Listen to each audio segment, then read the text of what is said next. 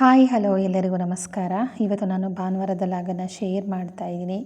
ಯಾವ ವಾರದ ಲಾಗು ಅನ್ನೋದೇ ಮರ್ತೋಗಿದೆ ಯಾಕೆ ಗೊತ್ತಾ?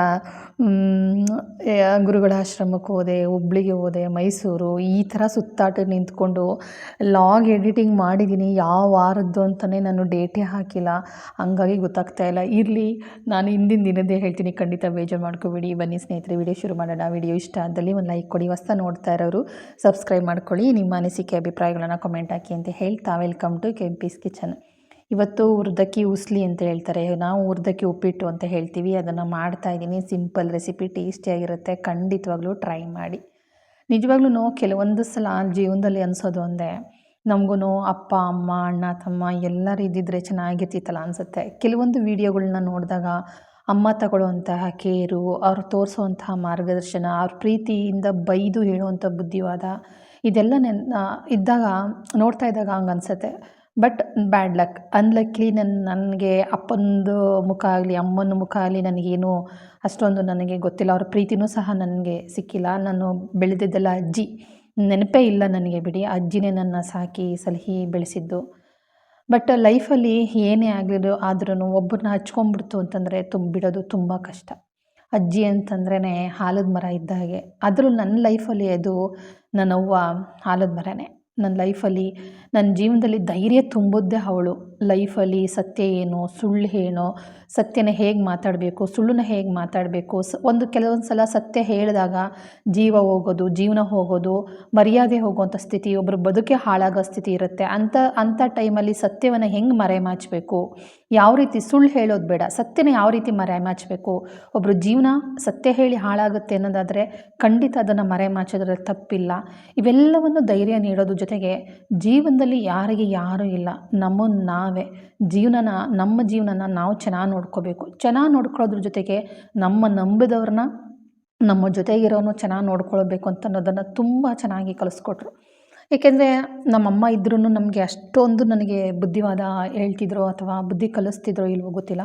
ಬಟ್ ಅಜ್ಜಿ ಹೇಳ್ದಂತಹ ರೀತಿಯ ನೀತಿ ಪಾಠಗಳು ನನ್ನ ಲೈಫಲ್ಲಿ ಇವತ್ತಿಗೆ ತುಂಬ ನೆನಪಾಗುತ್ತೆ. ನನ್ನ ಅಜ್ಜಿ ಪ್ರತಿಯೊಂದು ಕ್ಷಣದಲ್ಲೂ ನಮಗೆ ಕಾವಲಾಗಿದ್ದಾರೆ. ಬಟ್ ಈಗ ಯಾಕೋ ಅಂತ ಗೊತ್ತಿಲ್ಲ, ಇತ್ತೀಚೆಗೆ ಯಾಕೋ ಸಿಕ್ಕಾಪಟ್ಟೆ ಕಾಡ್ತಾ ಇದ್ದಾರೆ, ಸಿಕ್ಕಾಪಟ್ಟೆ ನೆನಪಾಗ್ತಾಯಿದೆ. ಏನಂತಲೇ ಗೊತ್ತಾಗ್ತಾ ಇಲ್ಲ. ಒಂಥರ ಮನಸ್ಸಿಗೆ ಒಂಥರ ಬೇಜಾರಾಗುತ್ತೆ.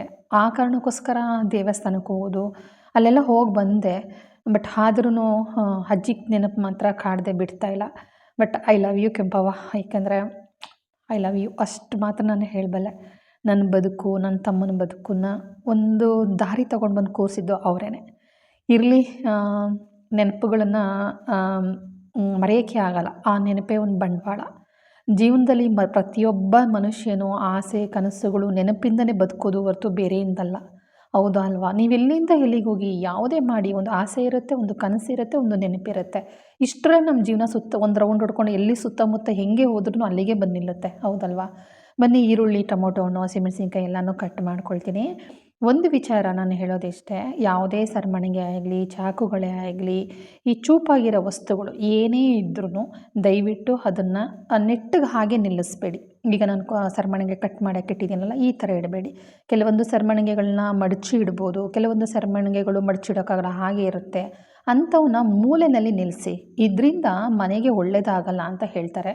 ಜೊತೆಗೆ ವೈಜ್ಞಾನಿಕ ಕಾರಣ ಏನಿರುತ್ತೋ ಇರಲ್ವೋ ಗೊತ್ತಿಲ್ಲ. ಸಾಮಾನ್ಯವಾಗಿ ನಮ್ಮ ಮನೆಗಳಲ್ಲಿ ಚಾಕು ಚೂರಿ ಎಲ್ಲನೂ ನೆಟ್ಟು ನಿಲ್ಲಿಸೋದು ಅದನ್ನೆಲ್ಲನೂ ಮಾಡೋದಿಲ್ಲ. ಕೆಲವೊಂದು ರೀತಿ ರಿವಾಜುಗಳನ್ನು ಏನಾದರೂ ಕೇಳಿದರೆ, ಇಲ್ಲ ಕಣ್ಮಗ ಹಂಗೆ ನಿಲ್ಲಿಸ್ಬಾರ್ದು, ಒಳ್ಳೆಯದಲ್ಲ, ರಾಹು ಪ್ರಭಾವ, ಅದು ನಮ್ಮನ್ನು ಎಳೆಯೋ ಶಕ್ತಿ ಇದೆ.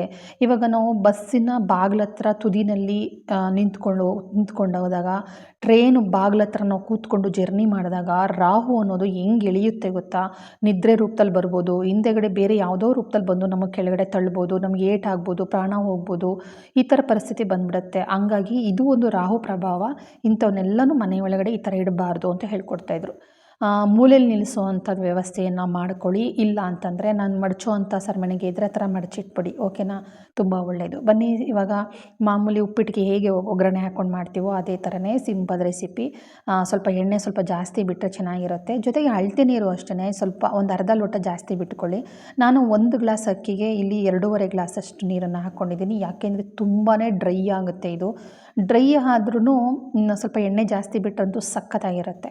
ಎಣ್ಣೆ ಹಾಕಿದ್ದೀನಿ, ಸಾಸಿವೆ ಜೀರಿಗೆ ಹಾಕಿದ್ದೀನಿ, ಕಡಲೆಬೇಳೆ ಉದ್ದಿನಬೇಳೆ, ಆಮೇಲೆ ಈರುಳ್ಳಿ, ಹಸಿಮೆಣಸಿನ್ಕಾಯಿ, ಕರಿಬೇವಿನ ಸೊಪ್ಪು ಇಷ್ಟನ್ನೆಲ್ಲನೂ ಹಾಕ್ಕೊಂಡು ಚೆನ್ನಾಗಿ ಹುರ್ಕೊಂಡು ಲಾಸ್ಟಲ್ಲಿ 1.5 ಟೊಮೊಟೊನ ಹಾಕ್ಕೊಂಡು ಅದನ್ನು ಸಹ ರುಚಿಗೆ ತಕ್ಕಷ್ಟು ಉಪ್ಪು ಹಾಕಿ ಟೊಮೊಟೊ ಬೇಯೋವರೆಗೂ ಅದನ್ನು ಹುರ್ಕೊಂಡು ಅಳತೆ ತಕ್ಕಷ್ಟು ನೀರನ್ನು ಹಾಕ್ಕೊಂಡಿದ್ದೀನಿ.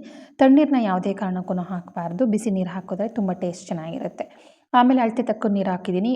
ಅಕ್ಕಿನ ಹೆಂಗೆ ಹುರಿಯೋದು ಅಂತಂದರೆ ಮೀಡಿಯಮ್ ಫ್ಲೇಮಲ್ಲಿ ಅಥವಾ ಸಿಮ್ಮಲ್ಲಿ ಇಟ್ಕೊಂಡು ಉರಿರಿ, ಆಯಿತಾ?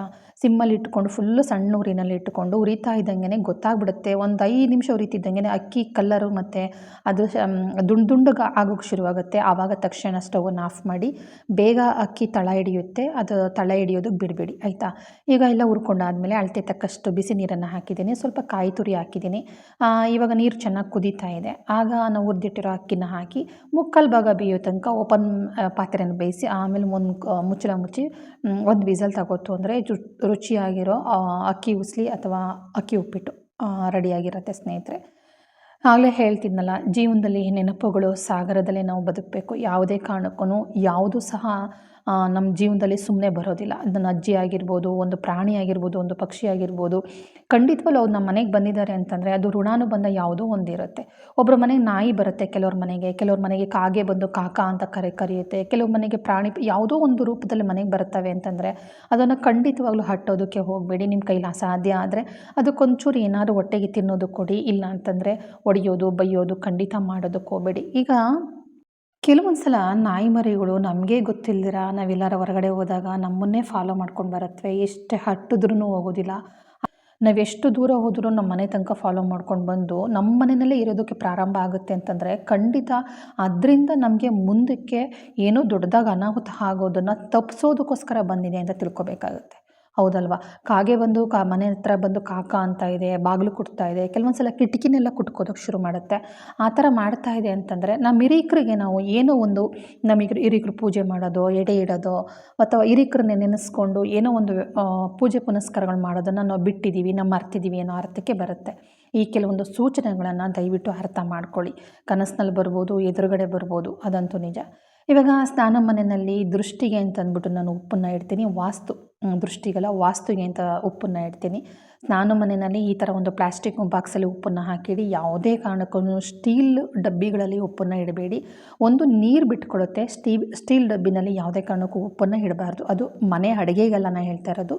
ಈ ಒಂದು ವಾಸ್ತು ಸರಿ ಇಲ್ಲ ಮನೆಗೆ, ಅಥವಾ ನಮಗೇನೋ ಒಂದು ನೆಗೆಟಿವ್ ವೈಬ್ ಇದೆ ಮನೆಯಲ್ಲಿ ಅಂತಂದರೆ ದಯವಿಟ್ಟು ಉಪ್ಪನ್ನು ಯಾರ ಕಣ್ಣಿಗೂ ಕಾಣದೇ ಹಾಗೆ ಮರೆಯಾಗಿ ಈ ಥರ ಒಂದು ಮೂಲೆಯಲ್ಲಿ ಇಟ್ಬಿಡಿ. ವಾರಕ್ಕೆ 1 ಸಲ ಅಥವಾ 15 ದಿವಸಕ್ಕೊಂದು ಸಲ ಈ ಉಪ್ಪನ್ನು ಬದಲಾಯಿಸಿ ತುಂಬಾ ಒಳ್ಳೆಯದಿರುತ್ತೆ ಅಂತ ಹೇಳ್ತೀನಿ. ಕೆಲವರು ನಿಂಬೆಹಣ್ಣು ಹಾಕಿ, ನೀರೊಳಗಡೆ ನಿಂಬೆಹಣ್ಣು ಹಾಕಿ ಮನೆ ಎದುರುಗಡೆ ಬಂದ ತಕ್ಷಣ ಕಣ್ಣು ಕಾಣಬೇಕು ಆ ಥರ ಇಡ್ತಾರೆ ಕೆಲವರು. ಇನ್ನು ಕೆಲವರು ಬಿಳಿದು ಕಲ್ಲಿರುತ್ತಲ್ವ, ಸ್ಫಟಿಕ, ಆ ಕಲ್ಲಿಗೆ ಕಪ್ಪು ದಾರ ಸುತ್ತಿ ಅಮಾವಾಸ್ಯೆ ಅಥವಾ ಹುಣ್ಣಿಮೆಗಳಲ್ಲಿ, ಗ್ರಹಣಗಳಲ್ಲಿ ಅದಕ್ಕೊಂದು ದಿಗ್ಬಂಧನ ಥರ ಮಾಡಿ ಮನೆ ಎದುರುಗಡೆ ವ್ಯಾಪಾರ ಸ್ಥಳಗಳಲ್ಲಿ ಇಟ್ಕೊಳ್ತಾರೆ. ಅದು ಸಹ ಪ್ರತಿಯೊಬ್ಬನನ್ನು ಆಕರ್ಷಿಸುತ್ತೆ ಆ ಒಂದು ಸ್ಫಟಿಕ ಅಂತ ಅನ್ನೋದು.